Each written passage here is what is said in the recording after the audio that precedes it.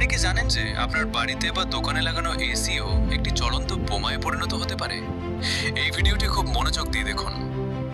Technician যেইমাত্র service ভ্যালভটি খোলার চেষ্টা করেন, সেখান থেকে গ্যাস নয় বরং মারাত্মক আগুন বেরিয়ে আসে। দৃশ্যটি এতটাই ভয়ঙ্কর যে মুহূর্তের মধ্যে পুরো ইউনিটটি আগুনের গোড়ায় পরিণত হয়। আর এই শেষ ক্লিপটি দেখুন, যেখানে বাইরের এসি ইউনিটটি বিকট শব্দে বিস্ফোরিত হয়। এমনটা কেন হচ্ছে?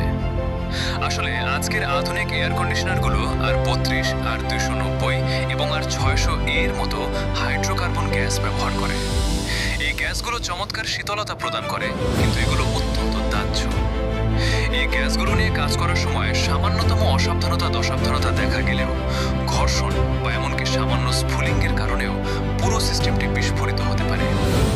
একজন পেশাদার টেকনিশিয়ান হিসেবে আমি আপনাদের পরামর্শ দিচ্ছি যে এই গ্যাসগুলো নিয়ে কাজ করার সময় সর্বদা ভ্যাকুয়াম বজায় রাখবেন, কারণ কাজের সময় কোনো অসাবধানতা থাকলে এসি ফেটে যেতে 1 সেকেন্ডও সময় লাগবে না।